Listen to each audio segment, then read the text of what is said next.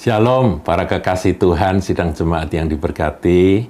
Jumpa lagi di dalam Suara Gembala.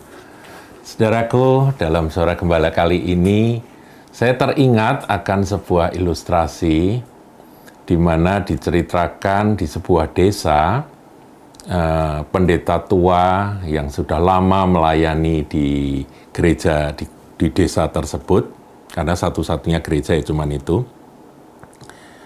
meninggal dunia, sehingga jemaat ini berdoa supaya dari pusat dikirimkan, dari kota dikirimkan akan seorang gembala yang baru. Dan benar saudara, kemudian doa mereka terjawab, sinode dari pusat mengirimkan akan seorang pendeta yang akan menjadi gembala sidang. Nah, pendeta itu datang dan disambut saudara, semuanya terkagum-kagum karena ternyata pendetanya masih cukup muda, cakep, dan ramah, baik hati, dan tentunya dia seorang pendeta yang cerdas, saudara, yang tangkas begitu. Nah, hari Minggu pertama, waktu pendeta tersebut menyampaikan khotbah, dia menyampaikan akan firman Tuhan dengan begitu luar biasa. Seluruh jemaat betul-betul terpukau mendengarkan khotbah dari Pak Pendeta muda ini, saudara. Dan semuanya begitu terkagum-kagum dan membicarakan akan firman Tuhan yang begitu menjamah hati, menyentuh hati ya. Yang mereka berkata, bagus sekali khotbahnya, indah luar biasa, betul-betul memberkati kami. Ya Pak Pendetanya di pintu waktu mau pulang itu disalami semua, mulai dari yang paling tua sampai anak-anak yang muda semuanya menyalami dan memuji-muji Pak Pendeta. Kami belum pernah dengar khotbah pengajaran seperti ini Pak, kami benar-benar diberkati, kami sungguh-sungguh bersyukur Tuhan mengirimkan Bapak ke gereja di desa ini begitu ya. Nah demikian saudara, kemudian seperti biasa, saudara, pendeta baru ya, gembala baru, itu dia berkunjung ke rumah-rumah dari jemaatnya, dia pergi ke toko, jemaatnya yang punya toko, dia ngobrol, berkenalan, kemudian datang ke tempat-tempat di mana mereka bekerja untuk menjenguk, mengetahui kegiatan apa yang mereka lakukan di kegiatan sehari-hari mereka. Ya di luar hari Minggu tentunya. Tibalah minggu kedua. Nah ketika minggu kedua ibadah dimulai, yang datang banyak saudara, yang biasanya malas ke gereja pada datang. Karena pendeta baru gitu ya, mereka waduh ini pasti beritanya sip. Apalagi khotbah minggu lalu itu tersiar kabar menjadi buah bibir saudara, dari para jemaat sampai semua orang mendengar akan betapa hebatnya khotbah dari Pak Pendeta itu. Nah, mereka menantikan setelah puji-pujian, mereka menantikan Pak Pendeta itu menyampaikan khotbahnya. Dan ketika khotbahnya disampaikan, mereka semua mengkerutkan alis. Karena apa, saudara? Ayat yang dipakai sama persis dengan minggu lalu.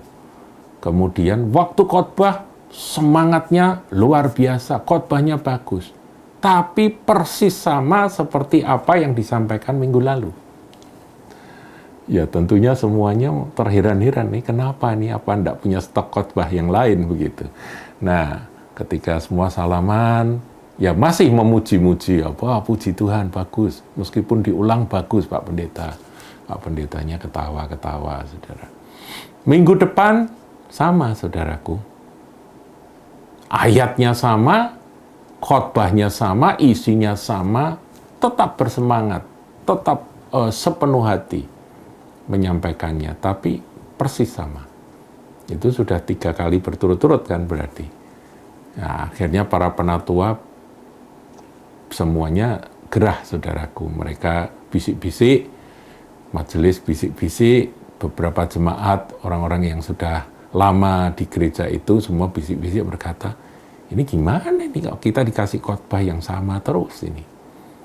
Bagus sih bagus, tapi kok 3 minggu berturut-turut sama.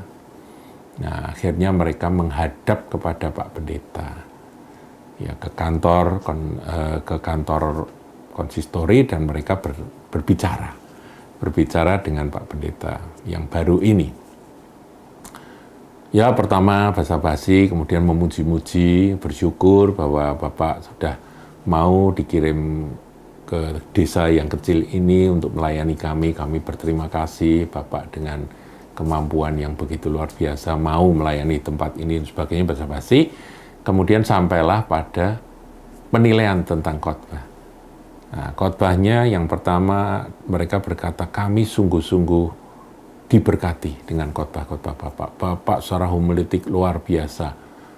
Pengupasan firman-Nya begitu luar biasa. Penyampaiannya begitu diurapi. Dan kami semua diberkati.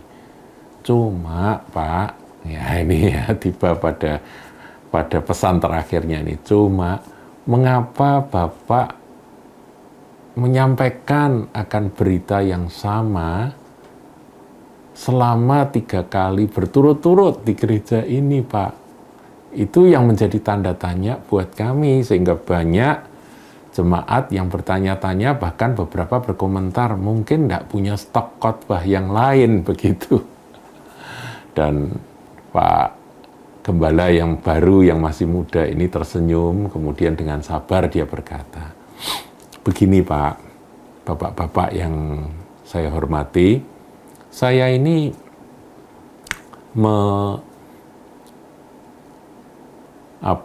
kalau sudah selesai khotbah, saya ini kan berkunjung ke rumah Anda. Di sana saya berkenalan, saya berbincang-bincang, saya mau dengar bagaimana kondisi keadaan kerohanian dari Bapak Ibu, dari sidang jemaat semua. Kemudian saya mengamati akan apa yang dilakukan.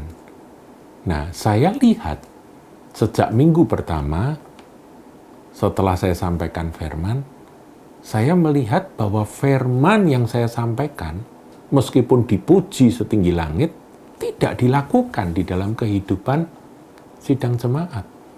Jemaat sama sekali tidak melakukannya. Nah, kemudian dia kasih contoh yang begini, begitu, yang poin 1, poin 2, poin 3, semua dibeberkan.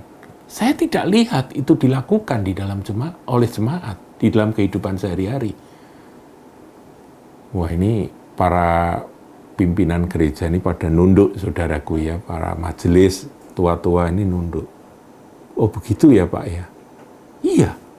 Jadi kalau saya melihat bahwa apa yang saya sampaikan itu tidak dilakukan, berarti belum difahami, sehingga saya perlu ulang lagi. Nah, itu kesimpulan saya, Pak. Bagaimana, Bapak-bapak? Semua diam, saudara. Sampai minggu ketiga juga demikian, kata Pak Gembala yang masih baru ini, masih muda ini. Nah, saudaraku, ini adalah sebuah ilustrasi bahwa kita ini kadang-kadang ingin tahu kebenaran firman, ingin belajar, tetapi kita nggak seimbang. Pengetahuan banyak, tetapi pelaksanaan firman itu sedikit atau kurang. Nah, makanya dikatakan di dalam Matius pasal yang ke-7, ayat 24 dikatakan, setiap orang yang mendengar perkataanku ini dan melakukannya, kata Tuhan, ia sama dengan orang yang bijaksana yang mendirikan rumahnya di atas batu. Nah, karena Pak Pendeta yang masih muda itu berpegang pada ini, dia ingin jemaatnya itu membangun rumah rohani di atas batu. Jadi, dia menyampaikan firman, menyampaikan perkataan Tuhan, kalau belum dilakukan, dia ulang lagi, itu prinsipnya, saudaraku. Nah, mendirikan rumah di atas batu ini yang menjadi sasaran dia. Sebab ada orang yang mendirikan rumah di atas pasir. Kelihatannya bagus rumahnya, cepat jadi, tapi ketika nanti ada hujan turun, ada angin melanda, banjir, kemudian banjir naik, kemudian terjadilah angin ribut, rubuh itu rumah. Nah, itu yang tidak dikehendaki oleh seorang pelayan Tuhan. Saya berharap saudara menangkap akan ilustrasi ini. Dirikan rumah Anda di atas batu karang yang kokoh, yaitu dengan mendengar, percaya, dan melakukan firman Tuhan. Tuhan Yesus memberkati.